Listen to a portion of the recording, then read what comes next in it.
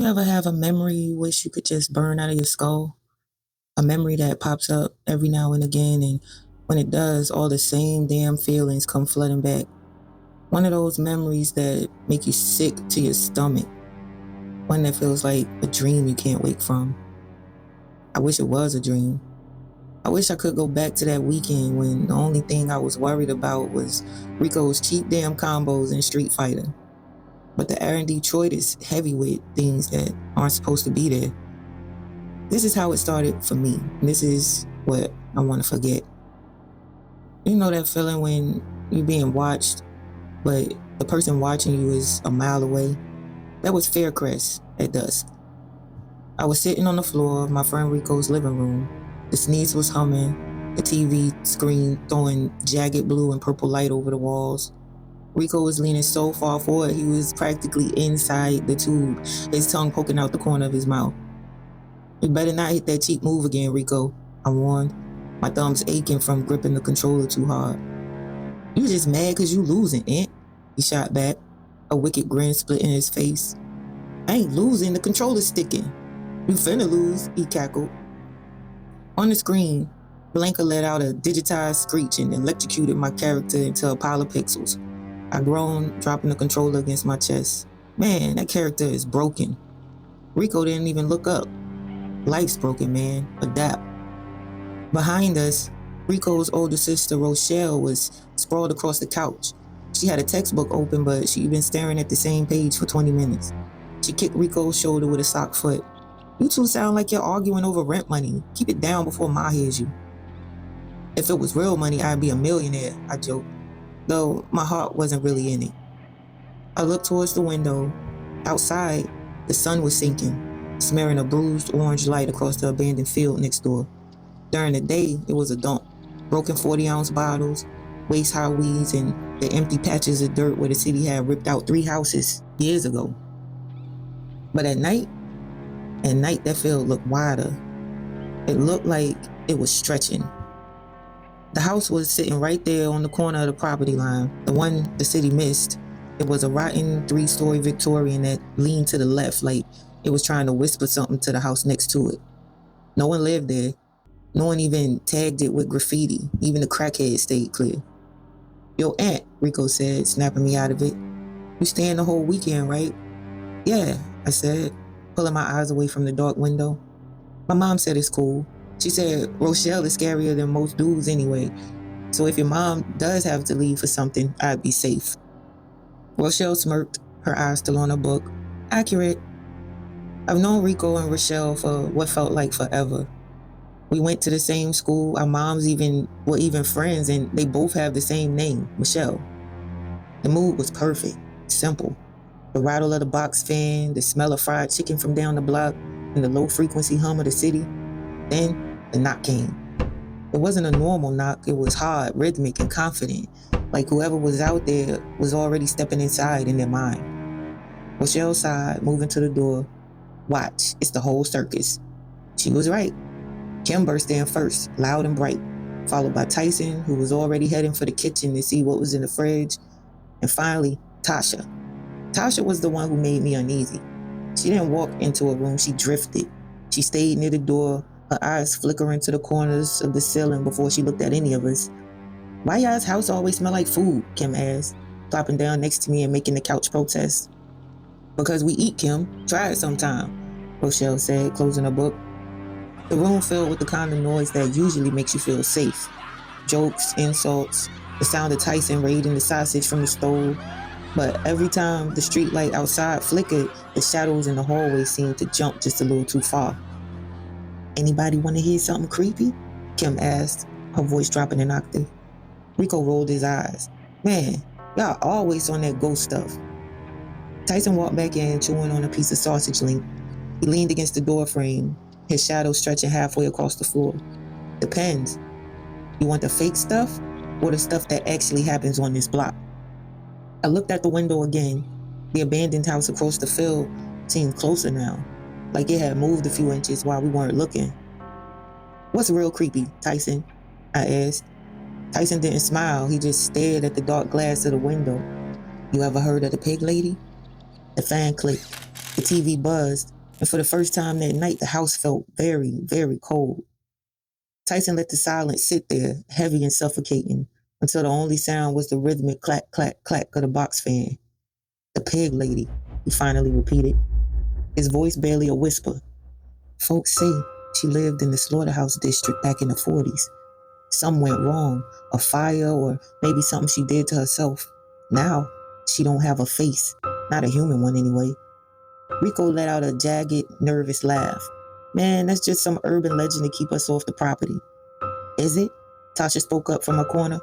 She hadn't moved since she entered. Her eyes were fixed on the reflection in the darkened TV screen. My grandma says the ground under that field is sour.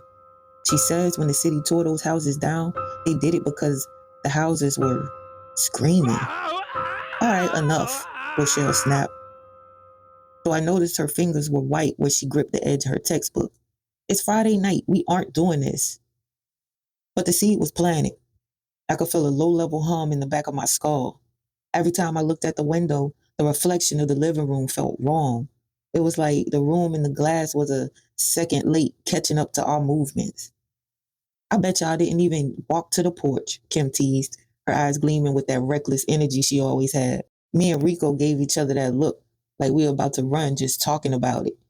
I ain't scared of no old house, Rico barked, though he didn't move. Prove it, Kim challenged. Truth or dare, and I already know what the dare is. Truth or dare, Rochelle laughed, but it was a dry, humorless sound. She slapped her textbook shut, the dust motes dancing in the lamplight. Absolutely not. Every time we play that, someone ends up crying or the cops end up at the door because Kim dared someone to throw eggs at a patrol car with staying inside with being civilized. Civilized is boring, Ro, Tyson groaned, his massive frame shifting in the recliner. He finished the sausages and was now eyeing a bowl of stale chips. Besides, Aunt is staying the whole weekend. Rico just told us. You really gonna make us leave him here just to play Street Fighter until his thumbs bleed? Wait, Aunt staying? Kim's eyes lit up with a predatory sort of glee. She turned to me. And you didn't say nothing? Man, if I gotta go back to my house and listen to my auntie argue with the cable company all night, I'm gonna lose it. Can we stay? Tasha asked quietly. It was the most she had spoken all night. She was still tucked into the corner near the hallway, her fingers moving nervously, twisting a loose thread on her hoodie. My house feels loud tonight. I don't want to be there. Rico looked at Rochelle. Rochelle looked at the ceiling, praying for patience. Please, Kim begged, pouting with an exaggerated drama as usual. We'll be good. We'll even help with the dishes, maybe.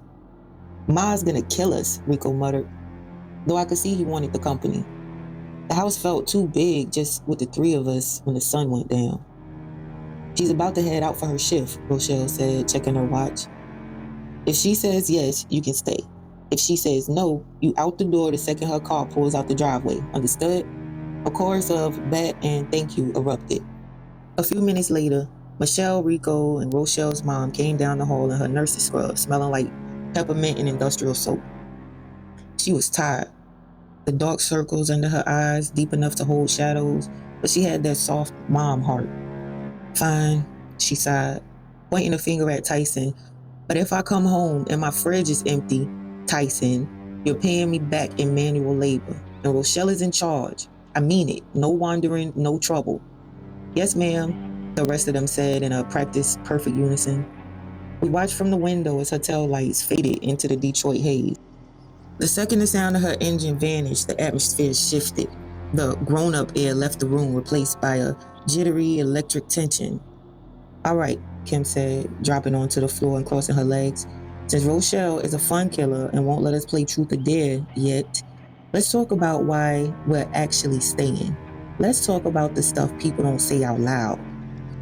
You mean ghost stories? I asked, trying to sound braver than I felt. Real ones, Tyson said. We went around the circle. Kim told a story about some hitchhiker of 8 Mile that felt like something she read on a forum. Rico told a story about a haunted barbershop on the west side that made us laugh more than scream. But then Tasha spoke. My grandma, she started, her voice so low we had to lean in. She says that before the city tore those 3 houses down across the field, There was someone who lived in the middle one.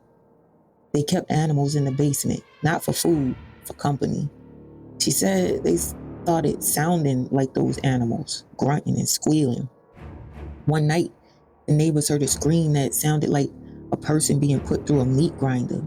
When the police came, the person who lived there was gone, but the animals were fat, real fat, and they had human hair stuck in their teeth. Silence fell over the whole room. The box fan clicked, clack, clack, clack. That's just a story, Tasha, Rico said, his voice cracking slightly. Then why did the city tear the houses down? Tasha asked. Nothing grows there, Rico. Not even the weeds look right. Man, whatever, Thomas said, clapping his hands together to break the spell. I'm bored of talking. Let's do it. Truth or dare, right now. Simple first stuff to get the blood flowing. We started easy. Rico had to call his crush and hang up. He turned bright red. Kim had to do a handstand against the door for 30 seconds. Tyson had to eat a spoonful of hot sauce and mustard. We were laughing, the dread from Tasha's story beginning to recede. Then Kim turned to me and Rico. Her smile wasn't friendly anymore. It was sharp. Aunt Rico, she said, I dare you both to go out there, walk across the field, stand on the porch of the house, count to 10, then come back. My stomach did a slow, cold roll. I looked at Rico. He looked like he wanted to vanish into the floorboards. The house? I whispered. The house, Kim reaffirmed. Unless you'll both just talk. The room went quiet again. The flickering street light outside cast a long skeletal shadow of the window frame across the floor, pointing straight toward the field. Fine, I said, my voice sounding like it belonged to someone else. We'll do it. The air outside the front door was different from the air inside. Inside, it was heavy with the smell of Rico's house, old carpet, pine soil, and the lingering scent of fried sausage. Outside, the night felt hollow. It was that weird, dead silence you only get in the city when the wind dies down and the street lights hum just a little too loud. We don't have to do this, Aunt, Rico whispered. As we stepped onto the sidewalk, his voice was thin like paper tearing. And let Kim hold this over us for the rest of the year? Nah, I said, though my legs felt like they were made of lead. 10 seconds, Rico. We count fast, we run back, easy. We stepped off the concrete and onto the field. The grass wasn't just overgrown, it was thick and oily, dragging against our shins. Every step felt like the ground was trying to hold on to us. As we approached the house, the light from the street lamp seemed to fail. It didn't just get darker, the light seemed to be repelled by the structure, like curving around it like water around a stone. The house loomed. Up close, the rotten Victorian looked less like a building and more like a carcass. The wood was gray and peeling like dead skin. We reached the porch. The steps groaned under our weight, a deep, wet sound like bones snapping in slow motion. 1, I whispered. 2, Rico counted. His eyes darting toward the black void of the front window. 3, 4. At 5, the sound started. It came from right behind the front door. It wasn't a knock. It was a rhythmic, wet thud, thud, thud, like something heavy and fleshy was being swung against the wood from the inside. Then a long, rattling breath, congested, bubbling with fluid, followed by a sharp, guttural sound. Rico didn't even wait for 6. He spun around and bolted. I was right on his heels, my heart hammering so hard it felt like it was going to burst through my ribs. We scrambled back across the field, the weeds hissing against our clothes until we burst through Rico's front door and slammed it shut, sliding the deadbolt home with a frenetic click. Whoa, whoa, Tyson laughed, jumping back from the door. Y'all look like y'all saw the devil himself. Something was in there, Rico gasped, doubled over with his hands on his knees, his face the color of ash. Something big. It hit the door. It sounded like an animal. Kim crossed her arms, a skeptical smirk on her face. Man, please. It was probably a stray dog or a squatter. We didn't even stay for the full 10 seconds. I was watching through the window. We hit that porch, it turned telling 5. It wasn't a dog, Kim, I snapped, my hand still shaking. I'm telling you, it was right there, right behind the wood. You guys didn't do the dare right, Kim insisted, shaking her head. A dare is a dare. If you don't finish it, it doesn't count. You're officially the biggest scrubs. Scrubs? Rico bristled. his fear suddenly turning into defensive anger. We went out there. I didn't see you moving toward the door. It's sitting here acting tough, being locked behind a deadbolt. You're the chicken, Kim. You, Tyson, and Tasha. I ain't no chicken, Tyson growled, standing up. I'll go right now. Then let's go, I challenged, the adrenaline making me reckless. Since you're so brave, Tyson, let's all go. If it's just a squatter, then 6 of us can handle it. No, Rochelle said firmly, standing up from the couch. Nobody is going back out there. Mom said stay inside. Oh, come on, Ro, Kim teased. You scared too? The big bad babysitter is afraid of an empty house? I'm not afraid, Rochelle narrowed her eyes. I'm being smart. You're being a scrub, Rico chimed in, emboldened by my side. A total scrub. Just admit you're terrified of a pile of old wood. The bickering went on for 10 minutes. The kind of circular, ego-driven arguing that only happens when you're trying to prove you aren't the weakest link. Eventually, the pressure shifted. The room felt smaller, the air tighter.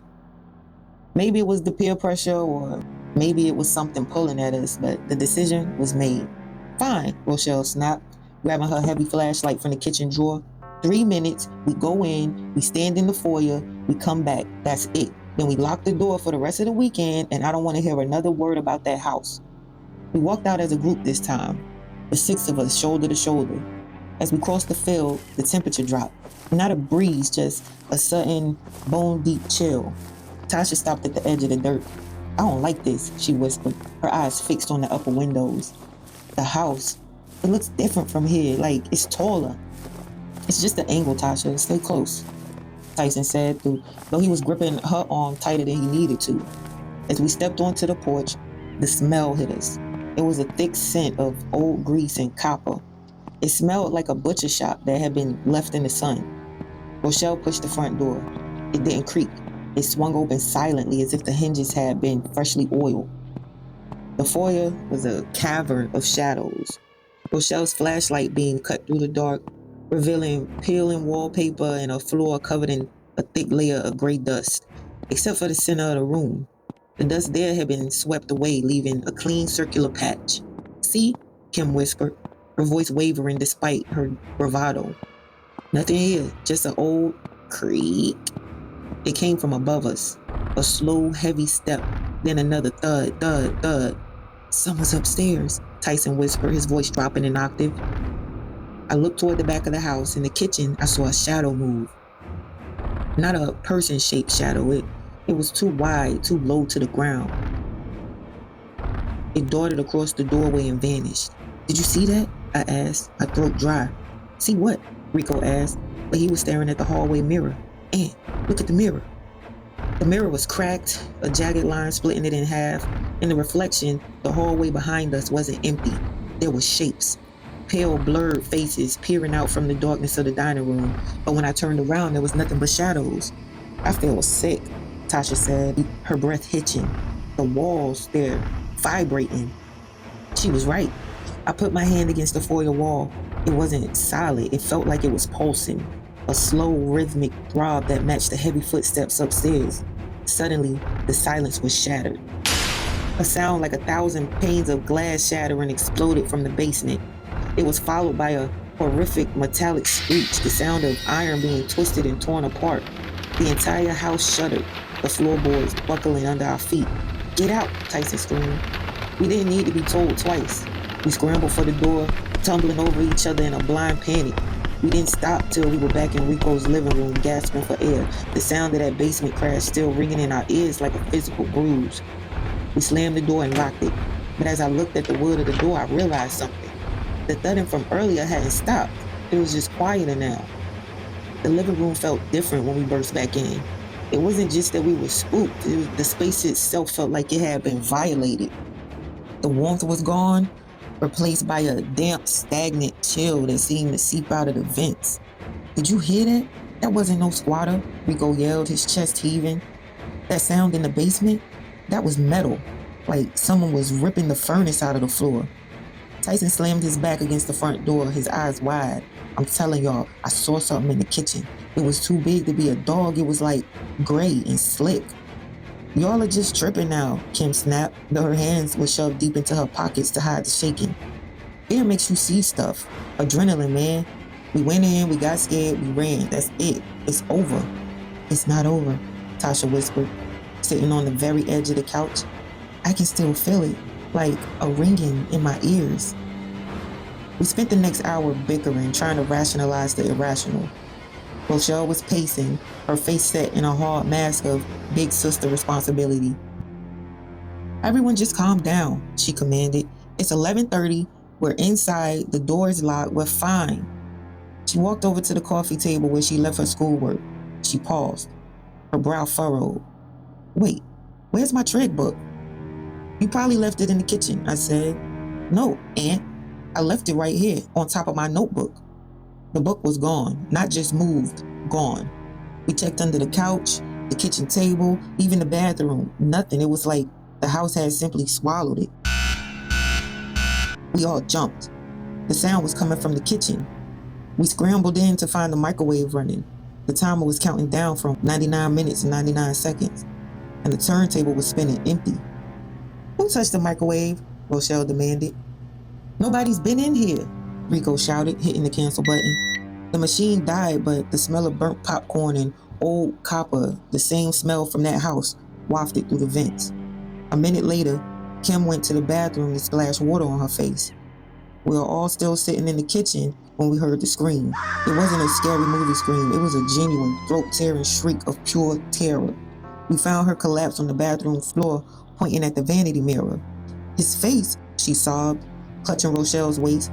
Tyson, I looked in the mirror and Tyson was standing behind me.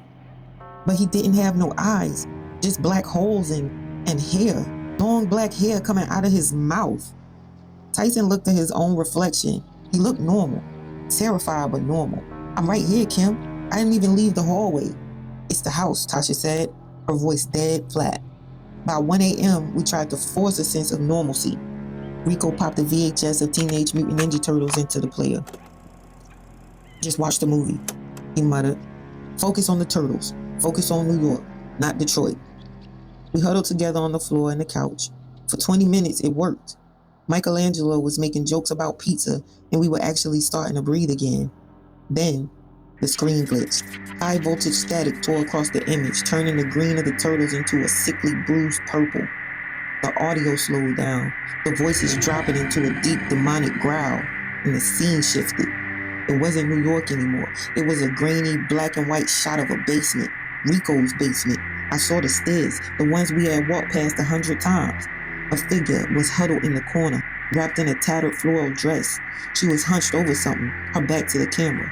Then she turned her head. It wasn't a face, it was a snout, wet, pink, and twitching. The screen snapped back to the movie. Leonardo was swinging his katanas. Did y'all see that? I asked, my voice trembling. See what? Tyson asked, though he was gripping his armrest so hard his knuckles were white.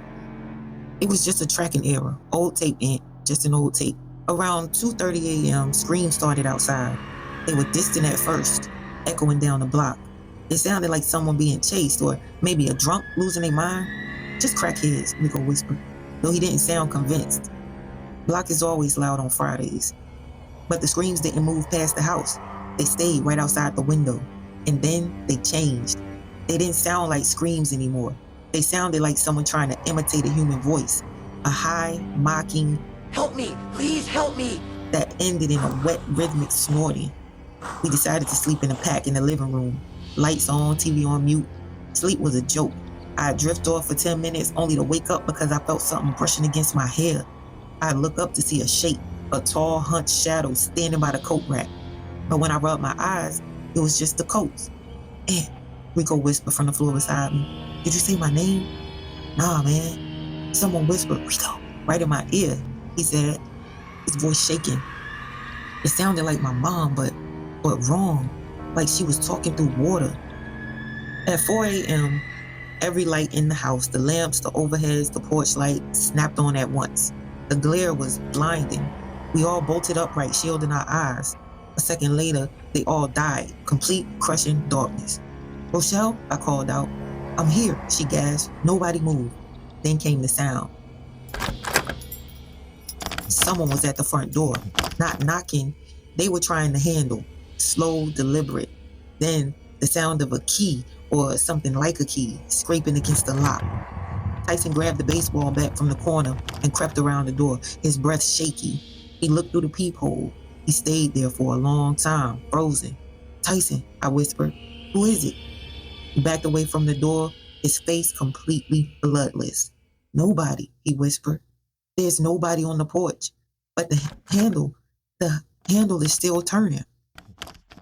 We watched as the brass knob twisted all the way to the left, then all the way to the right, over and over for 20 minutes.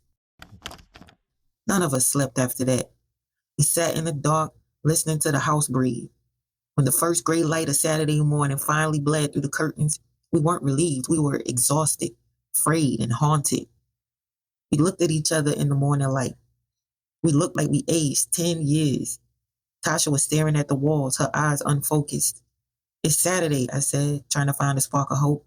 But as I looked at the front door, I saw something that made my heart stop.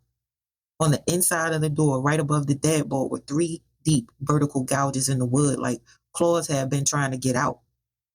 Look at the door, I whispered, my voice sounding like I had swallowed gravel. The others crowded around. Rico reached out, his fingers hovering just inches from the 3 deep, jagged gouges in the woods.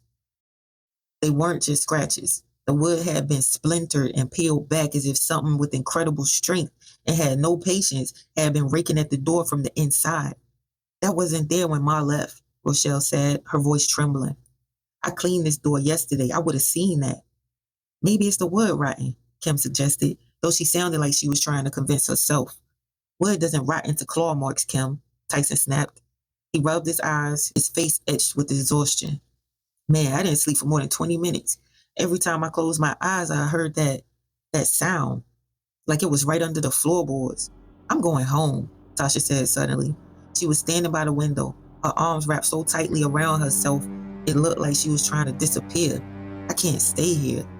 Tasha, wait, Rochelle said, stepping toward her. You can't leave me here with just the boys all weekend. My mom won't be back till Monday morning. And you know, Saturdays and Sundays, she'll go to her man's house after work. Please stay here. Yeah, girl, Kim added, throwing a subtle, playful look my way that felt completely out of place given the gouges on the door. I didn't say I was going home. If Aunt is staying, I'm staying. We just need to reset, get some fresh air, get away from this block for a minute.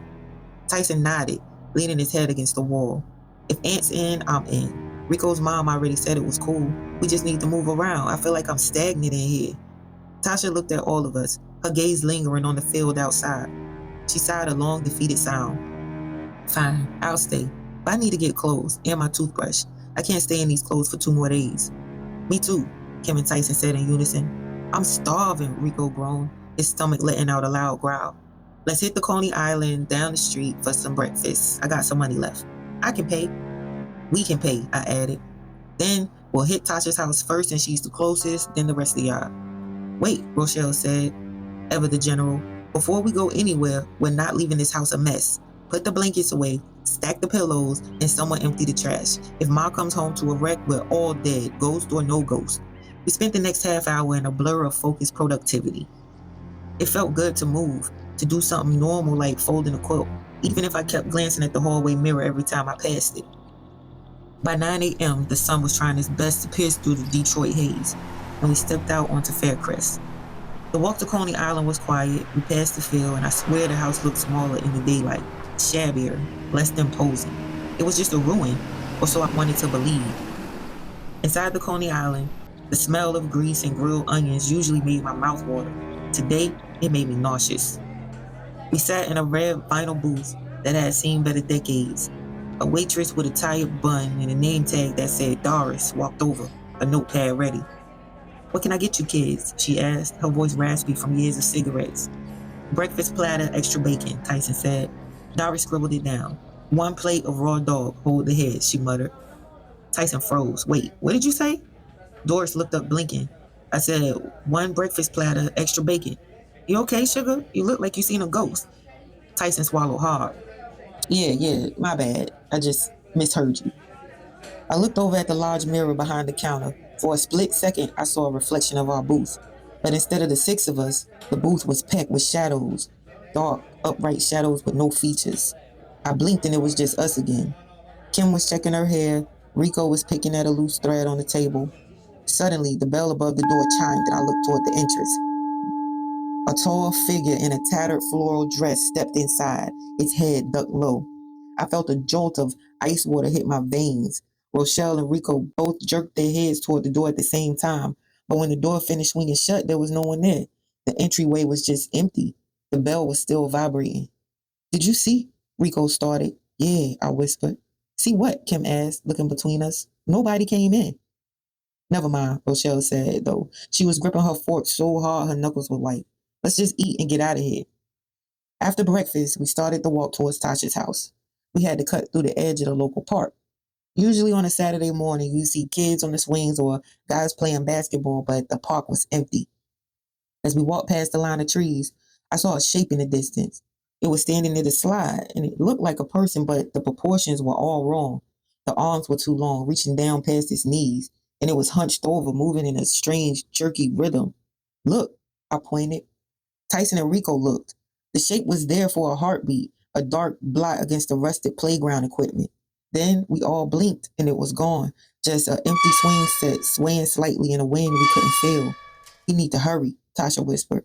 Her pace quickened. "I don't want to be out here. I don't want to be anywhere." We kept moving, the sun feeling cold on our skin instead of giving off its normal warmth. A few hours have passed since we went with Kim and them to get their stuff. On the way back, we stopped at Wizard's Arcade. The arcade was a neon-soaked cathedral of bleeps and bloops and the heavy scent of ozone and floor wax. For a while, the 90s vibe of the place actually worked. We dropped our bags of clothes by the prize counter and dove into the rows of cabinets. "And if you pick Ryu one more time, I'm unplugging the machine," Rico shouted over the roar of Marvel vs. Capcom. "You're trash with anybody else." "I'm a specialist, Rico. There's a difference," I shot back, slamming the buttons. "And don't talk to me about trash when you still can't beat the first boss in Metal Slug without using 5 continues." "Yo, move over," Tyson said, looming over us with a handful of quarters. "Y'all both scrubs. I'll run the winner." We were laughing, trash talking like the night before was just a bad dream. Kim was dominating the Dance Dance Revolution machine, her movements sharp and confident, while Rochelle and Tasha hovered near an air hockey table. For 2 hours, we were just kids again, but the arcade was sick. Every 20 minutes, the lights would dim, and the cabinets would let out a collective electronic moan as the power surged. "Sorry, babies," Miss Love yelled from behind the counter. "City's been working on the lines all day. Transformers are acting up." Miss Love has been running the place as long as any of us could remember. We nodded, accepting the excuse, but the glitches started to get specific. I was playing Mortal Kombat when the screen tore. Instead of Sub-Zero, the pixels bled into a grainy image of a face. Not a face, really, but a distorted mask of pink flesh with wet black holes where the eyes should be. I jumped back, but by the time the screen flickered again, the game was normal. "Did you hear that?" Tasha asked, walking over to us. She looked pale. "I was playing Pac-Man when I died. The speakers didn't make the womp womp sound. It sounded like someone screaming underwater." "It's just a crowded arcade, Tasha," Tyson said, though he was staring at a Daytona USA machine that was showing a video of an empty dark hallway instead of a racetrack. "All these machines are old as dirt. They're bound to act weird with power surges." Around 6:30 p.m., the biggest surge yet hit. The arcade went pitch black for 5 full seconds. In that silence, the crowded room went dead quiet. No one moved, no one spoke. Then the lights hummed back to life, and I looked out the front window. The street lights were already on. The orange glow was reflecting off the sidewalk like pools of oil. "Time to go," Rochelle said, her voice leaving no room for argument. "We gotta get back before the neighborhood gets too rowdy." On the way back, we stopped at Ray's corner store. "All right, who's going in?" I asked. "Ray's gonna have a heart attack if he sees all 6 of us walk in there at once. He already thinks we're a gang just because we're wearing hoodies." "I'll go," Tyson said. "I need my red Faygo and some hot fries." "I'm going too," Kim said, grabbing Tyson's arm. "I need my chocolate." "And what you want?" "Give me a lemon lime Gatorade and some barbecue chips," I said. Rico and the girls gave their orders, and we watched Tyson and Kim disappear inside. The 4 of us, Rochelle, me, Tasha, and Rico, waited on the sidewalk. The streetlights above us were buzzing with a high-pitched, angry hum, flickering in a way that made our shadows dance and stretch unnaturally. "Today is just off," Tasha whispered, looking up at the sky. It's too quiet, even for a Saturday. It's just the power stuff, Rochelle said, though she kept looking over her shoulder toward the field. The whole grid is probably messed up. Hey, Aunt, when we get back, we finishing that Martin marathon? Forget Martin, Rico chimed in. We gotta watch Tales from the Hood. It's a classic. A massive metallic crash echoed from the alleyway behind the store. It sounded like an industrial dumpster had been picked up and slammed against the brick wall. We all jumped, Rico nearly tripping over his own feet. What the hell was that? I hissed. A second later, a scruffy-looking guy stumbled out of the shadows from behind the trash bins, muttering to himself and kicking a loose can. He didn't even look at us as he wandered off down the street. Just a crackhead, Rochelle sighed, her hand over her heart.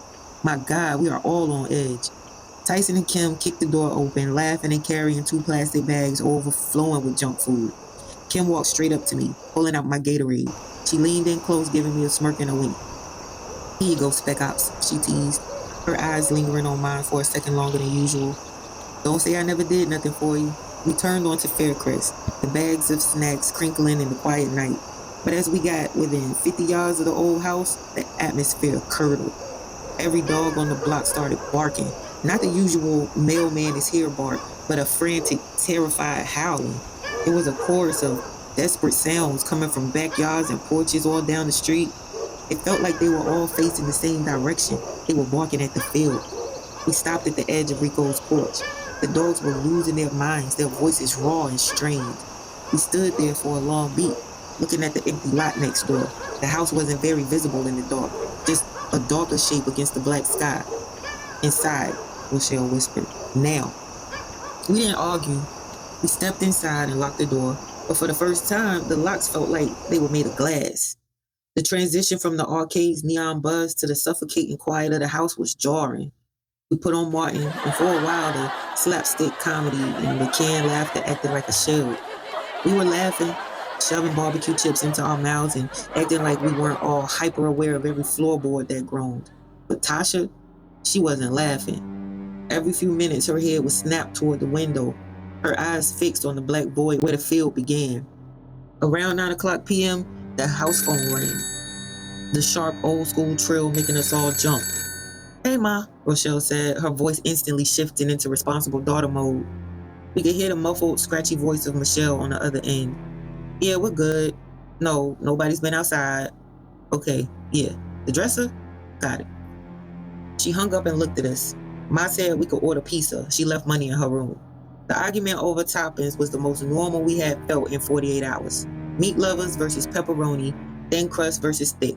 It was a beautiful, mundane distraction. By 10 o'clock p.m., the pizza guy arrived. Rochelle paid him through a cracked door, her eyes scanning the dark porch before she snatched the boxes and slammed the bolt home. We swapped over to Tales from the Hood. The irony of watching a horror movie wasn't lost on us, but it felt like if we leaned into the fear, maybe it would stop sneaking up on us.